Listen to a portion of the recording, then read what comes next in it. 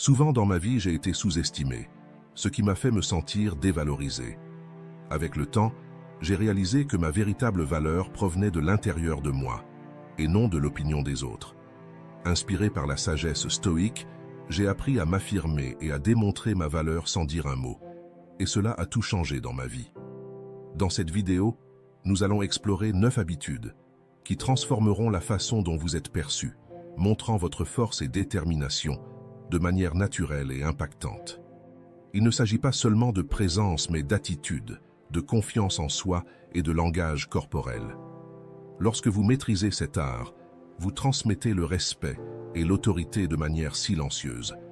Le véritable pouvoir vient de l'intérieur et se reflète dans la façon dont vous agissez et interagissez avec les autres. Si vous en avez assez d'être sous-estimé et que vous voulez agir différemment, restez jusqu'à la fin. Ce que je vais partager pourrait être exactement ce dont vous avez besoin pour renverser la situation et commencer à reconnaître votre valeur en étant vu et respecté pour ce que vous êtes vraiment.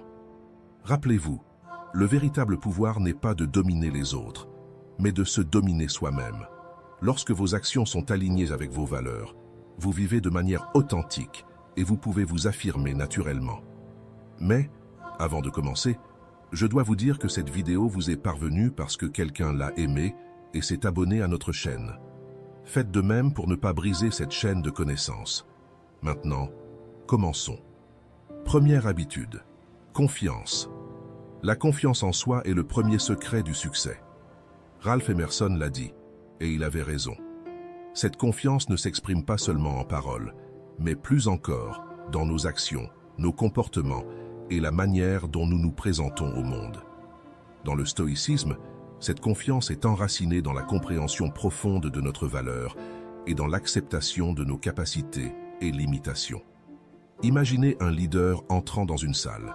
Il n'a pas besoin de dire un mot pour que tous ressentent sa présence et reconnaissent son autorité. Sa posture, son regard et même la manière dont il marche transmettent un message clair de confiance et d'autosuffisance. Ce type de présence est quelque chose que nous pouvons tous cultiver dans notre vie quotidienne. Mais par où commencer? D'abord, il est crucial de comprendre que la confiance n'est pas synonyme d'arrogance, de tout savoir ou d'être le meilleur en tout. La vraie confiance signifie se sentir à l'aise avec soi-même, acceptant tant ses forces que ses faiblesses. C'est être sûr de ses habiletés et de ses valeurs, indépendamment de l'approbation externe. Les stoïciens comme Épictète et Marc Aurèle ont enseigné que la confiance est construite de l'intérieur. Selon Épictète, aucune personne n'est libre si elle n'est pas maîtresse d'elle-même.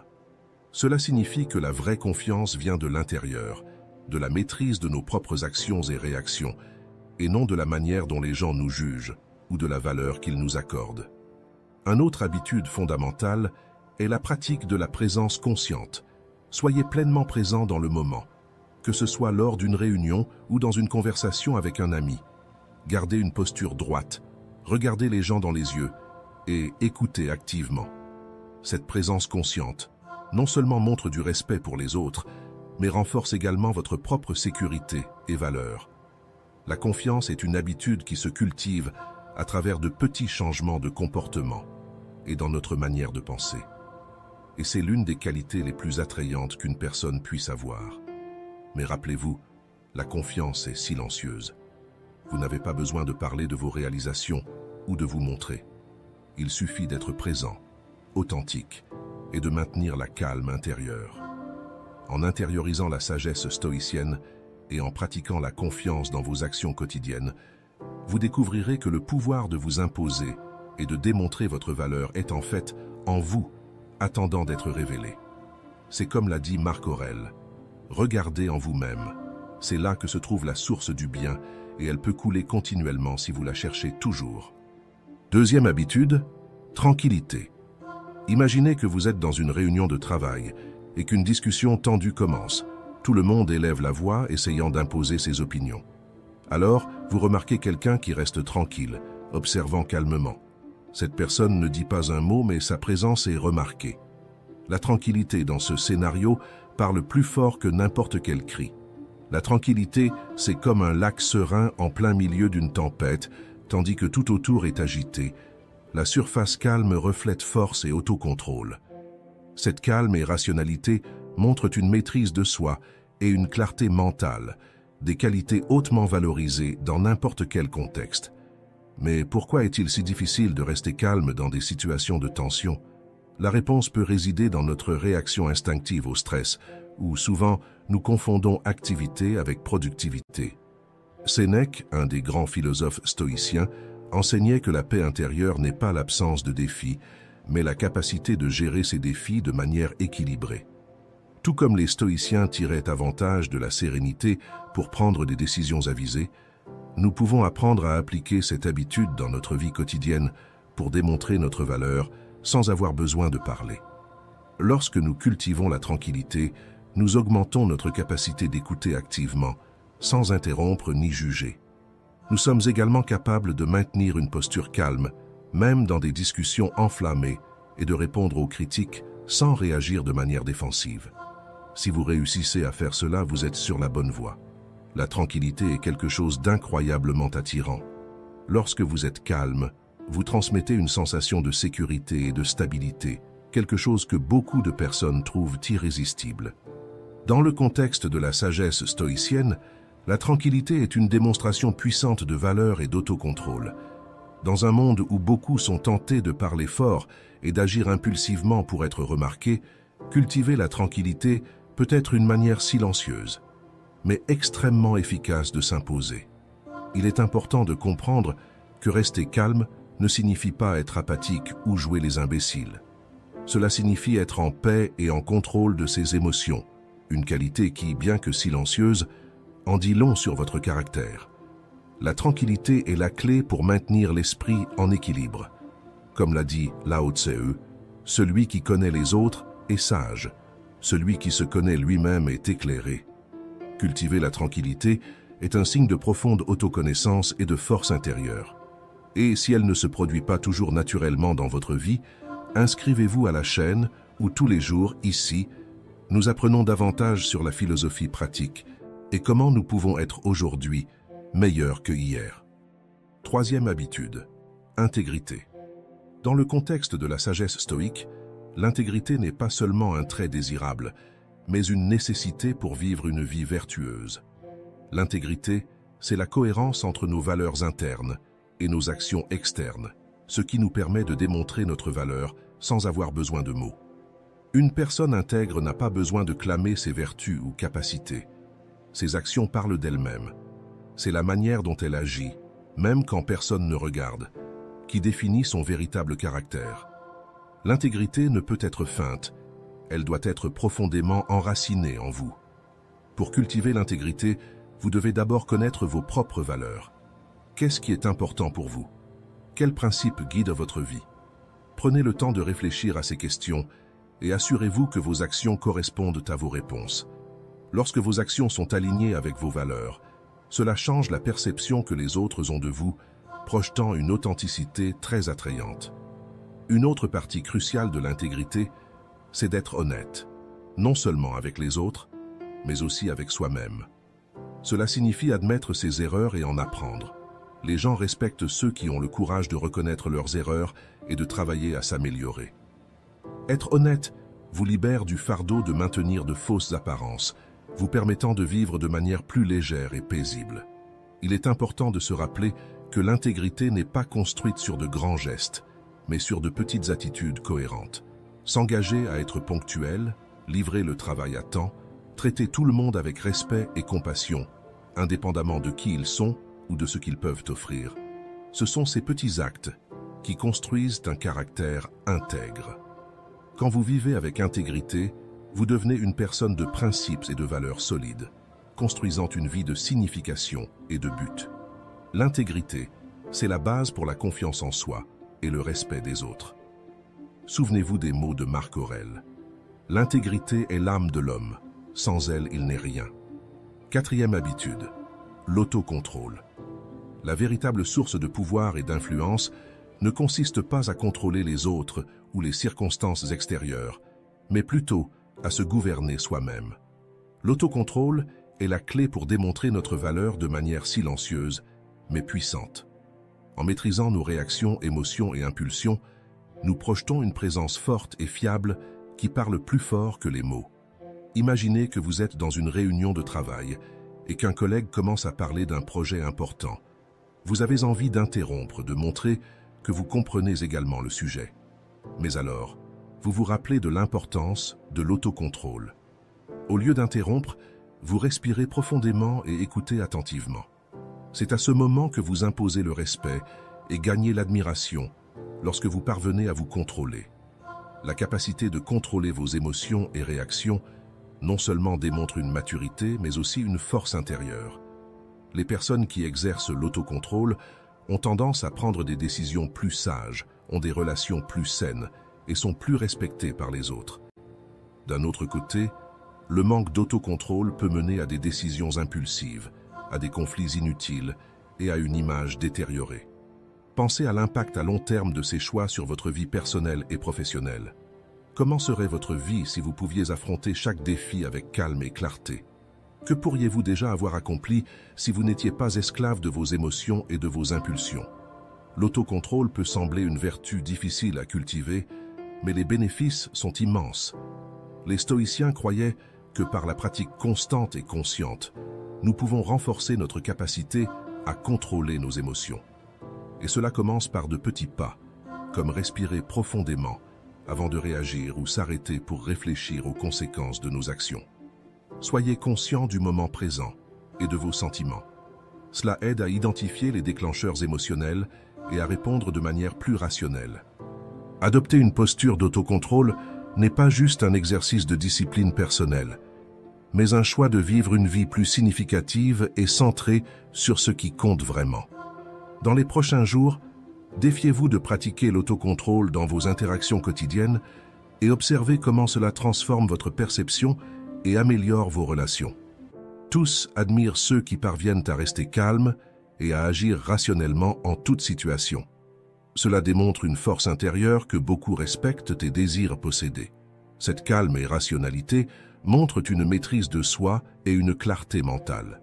Souvenez-vous, le véritable pouvoir n'est pas de dominer les autres, mais de se dominer soi-même.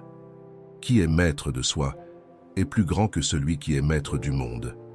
La sagesse de cette citation nous rappelle que le véritable pouvoir vient de l'intérieur. L'autocontrôle nous aide non seulement à rester calme au milieu du chaos, mais aussi nous permet de projeter une image de force et de confiance inébranlable. En devenant maître de nous-mêmes, nous devenons des exemples vivants de force intérieure et de sagesse. 5e habitude, être présent. Cette qualité d'être complètement dans le moment, de vraiment être là, avec les personnes et les situations que vous rencontrez, est appelée la présence. Quand vous êtes totalement immergé dans l'instant, votre énergie et votre concentration deviennent évidentes, influençant positivement ceux autour de vous. La présence, c'est une de ces choses qui peuvent être difficiles à définir, mais faciles à reconnaître quand nous la voyons. Sénèque a une fois dit « Être partout, c'est être nulle part ». Cela signifie que lorsque nous essayons de diviser notre attention entre de nombreuses choses, nous ne prêtons réellement attention à rien. Être présent signifie se concentrer complètement sur le ici et maintenant. Une étude de l'université de Harvard révèle que notre esprit vagabonde environ 47% du temps, c'est-à-dire que presque la moitié de nos vies, nous ne sommes pas vraiment présents dans ce que nous faisons. Alors, comment pouvons-nous cultiver l'habitude d'être présent? La pratique d'être présent n'est pas seulement une compétence, mais une philosophie de vie que les stoïciens maîtrisaient. Marc Aurèle, l'empereur stoïcien, utilisait la stratégie du memento mori. Il disait « Vous pouvez quitter cette vie à n'importe quel moment. Laissez cela déterminer comment vous vivez, pensez et ce que vous dites. » Sénèque renforçait cela en disant que nous devons vivre chaque instant comme s'il était le dernier, pleinement conscient et engagé. Cela améliore non seulement notre qualité de vie, mais augmente aussi notre perception et notre efficacité dans n'importe quelle situation. Par exemple, dans une conversation, intéressez-vous vraiment, ne pensez pas à votre réponse pendant que l'autre personne parle ou ne regardez pas votre téléphone. Quand vous faites quelque chose, faites-le. Concentrez-vous sur ce qui est devant vous, que ce soit un repas, une conversation ou un travail. Être présent ne signifie pas seulement être physiquement sur place, mais être mentalement et émotionnellement impliqué. Parfois, la distraction est aussi séduisante qu'un écran de cinéma. Cependant, il est essentiel de résister à la tentation de se déconnecter. Si vous remarquez que votre esprit vagabonde, redirigez doucement votre focus vers le moment présent. Ne vous blâmez pas pour être distrait, mais utilisez ces opportunités comme des rappels pour renforcer votre pratique de l'attention et de l'engagement avec le maintenant. Être présent est l'un des plus grands cadeaux que nous pouvons offrir à nous-mêmes et aux autres. Et profitez pour partager cette vidéo avec un ami qui en a besoin. Aidez-nous à répandre cette sagesse. 6e habitude, humilité. Souvent, l'humilité est confondue avec l'autodépréciation. Mais en réalité, c'est une vertu qui nous aide à nous concentrer moins sur nous-mêmes et plus sur les autres et sur le monde autour de nous. Imaginez un leader dans une équipe de travail. Il est calme, mais sa présence est forte. Il n'a pas besoin de parler de ses réalisations ou de ses compétences. Son humilité se montre en aidant ses collègues, en écoutant plus qu'il ne parle et en admettant ses erreurs, créant un environnement de respect et de confiance. Ce leader n'a pas besoin de dire qu'il est compétent. Ses actions le montrent clairement. Maintenant, pensez à un chef qui parle toujours de ses réalisations ou corrige les autres pour montrer qu'il a raison. Qui a besoin de diminuer les gens pour se sentir important? Est-il aussi respecté que le premier leader? Probablement pas. L'humilité est une vertu puissante qui démontre notre valeur de manière authentique et durable.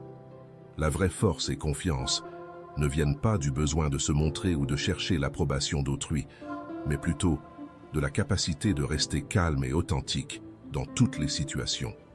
Quand vous maintenez la tranquillité, vous démontrez une force intérieure qui est admirée et respectée par beaucoup. Cette sérénité vous permet d'agir de manière rationnelle, même dans les situations les plus difficiles. Épictète a dit « Il est impossible pour un homme d'apprendre ce qu'il pense déjà savoir ».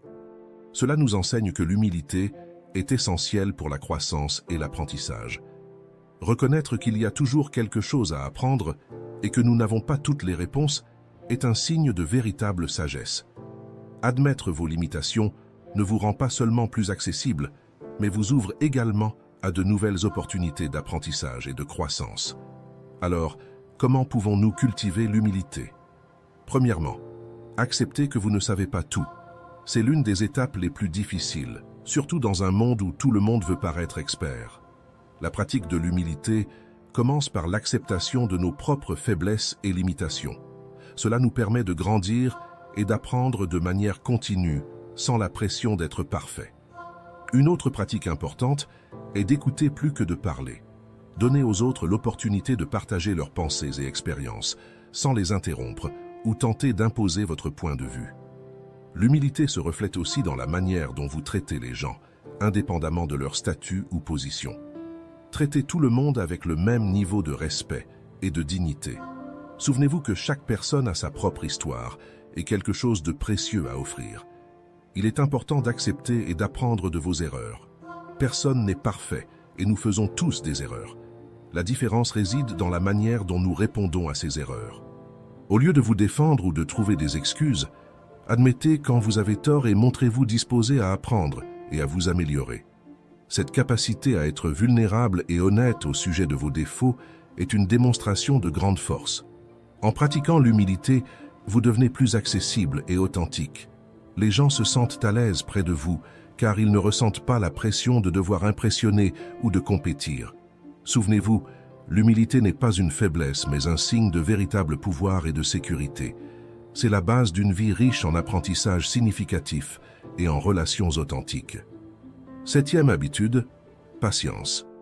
La patience est amère, mais son fruit est doux. Aristote.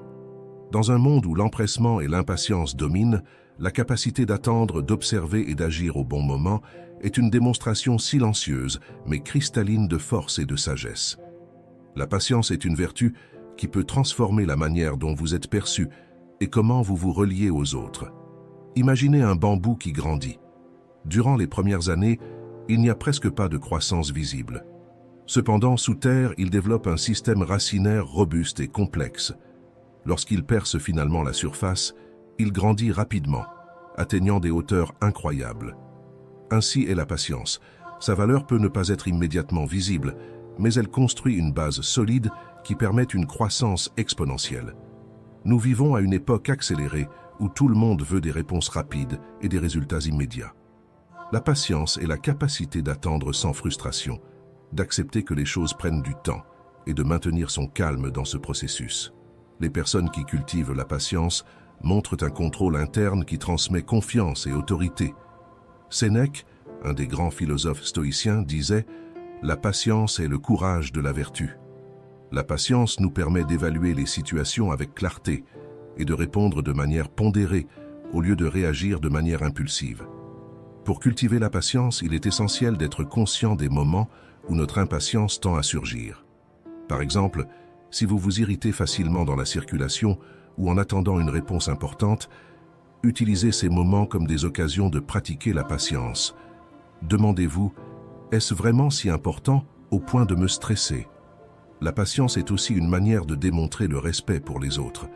Lorsque vous attendez votre tour pour parler ou donnez de l'espace pour que les autres expriment leurs idées, cela montre que vous valorisez leurs opinions et contributions. Ce comportement ne passe pas inaperçu et augmente le respect que les autres ont pour vous. Il est important de se rappeler que la patience n'est pas seulement attendre, mais comment vous attendez. De plus, la patience vous permet d'observer et de mieux comprendre les dynamiques autour de vous. Au lieu d'interrompre une conversation ou de vouloir intervenir dans une situation, vous pouvez l'analyser et prendre des décisions plus informées. Cela ne démontre pas seulement votre valeur, mais renforce aussi votre capacité relationnelle. Enfin, souvenez-vous des mots d'Épictète. Aucune grande chose n'est créée soudainement, tout comme un raisin ou une figue. Si vous me dites que vous désirez une figue, je répondrai qu'il faut du temps. Au cours des 7 prochains jours, mettez-vous au défi d'être plus patient dans vos interactions quotidiennes.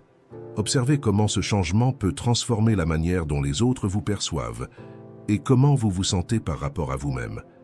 Être patient n'est pas seulement une démonstration de self-control, mais une affirmation silencieuse de votre valeur. Et si vous trouvez cette vidéo utile, n'oubliez pas de laisser votre like et de vous abonner à la chaîne pour plus de contenus qui peuvent transformer votre manière d'agir et de penser. 8e habitude, la gratitude. La gratitude n'est pas seulement la plus grande des vertus, mais la mère de toutes les autres. Cicéron. La citation de Cicéron nous rappelle que la gratitude n'est pas seulement un sentiment, mais une vertu fondamentale qui soutient toutes les autres. La gratitude est une habitude puissante qui nous permet de reconnaître la valeur des choses et des personnes qui nous entourent, même sans le dire en mots. Imaginez une personne qui, au lieu de se plaindre des adversités, trouve toujours quelque chose pour lequel être reconnaissante. Pensez à quelqu'un qui, face à une tâche difficile, remercie pour l'opportunité de croissance qu'elle représente. Cette personne n'a pas besoin de parler de sa gratitude. Ses actions et attitudes montrent clairement ce sentiment. En pratiquant la gratitude, nous démontrons une compréhension profonde et une valorisation de ce que nous avons, projetant force et sagesse de manière silencieuse et puissante. Réfléchissez un instant sur la semaine passée. Combien de fois avez-vous pratiqué la gratitude de manière silencieuse, sans ressentir le besoin de la verbaliser constamment? Racontez dans les commentaires, quelle a été la dernière fois que vous avez pratiqué la gratitude de manière silencieuse? Comment cela a-t-il affecté votre journée? Votre réponse peut inspirer d'autres personnes qui regardent les vidéos de la chaîne à reconnaître et à valoriser les petites victoires. Les études montrent que la posture corporelle, le langage non verbal et la confiance jouent un rôle crucial dans la façon dont nous sommes perçus. Une étude de l'université de Harvard révèle que la posture de pouvoir peut réellement modifier la chimie de notre cerveau, augmentant la confiance et réduisant le stress. Ainsi, la véritable imposition commence par un changement interne. Souvent, nous nous concentrons sur ce qui nous manque ou sur ce que nous désirons, mais les stoïciens enseignent l'importance de valoriser ce que nous avons déjà. Sénèque a dit « Ce n'est pas la personne qui a peu, mais celle qui désire plus qui est pauvre ». Cette citation nous rappelle que la véritable richesse vient d'apprécier ce que nous avons, plutôt que de toujours désirer plus. Souvenez-vous, la gratitude n'est pas seulement dire « merci », mais vivre avec une attitude d'appréciation et de contentement. Lorsque nous pratiquons la gratitude, nous reconnaissons nos propres réussites et la valeur des personnes qui nous entourent. Cette pratique ne nous fortifie pas seulement intérieurement, mais change également la manière dont les autres nous perçoivent. Au lieu de nous efforcer de prouver notre valeur, nous commençons à irradier une confiance, tranquille, qui parle d'elle-même. 9e habitude. Comment vous vous exprimez? Vous n'avez pas besoin de dire quoi que ce soit pour que tous remarquent votre présence. Une étude de la Harvard Business School montre que 55% de la communication est non verbale. La manière dont vous vous présentez, depuis votre posture jusqu'à vos expressions faciales, impacte significativement la façon dont les autres vous perçoivent. Votre valeur personnelle est souvent transmise de manière silencieuse mais puissante. Souvent, l'anxiété d'être remarqué ou le besoin de validation externe vous conduit à exagérer ou à parler trop. Ce comportement peut miner votre crédibilité et faire que les autres vous voient de manière négative. En essayant trop, vous finissez par repousser les gens et nuire à votre image. Dans le stoïcisme, nous apprenons que le véritable pouvoir vient du self-control et de la sagesse. Comme le philosophe Épictète l'a affirmé, le bonheur et la liberté commencent par la compréhension claire d'un principe. Certaines choses sont sous notre contrôle et d'autres non. Comprendre cela vous aide à vous concentrer sur ce qui compte vraiment et à agir avec intégrité et sérénité. Ainsi, la manière dont vous vous exprimez doit être guidée par le self-control et par la sagesse. Quand vous vous présentez de manière calme et confiante, vous transmettez une force silencieuse qui est respectée et admirée. Cultiver cette présence non verbale peut transformer la manière dont vous êtes perçu. Montrez votre véritable valeur à travers des actions et des attitudes, et vous verrez comment cette authenticité et cette sérénité font la différence dans vos relations et dans la façon dont vous êtes vu. Commentez quelles de ces habitudes vous allez mettre en pratique dans votre vie. Merci d'avoir regardé.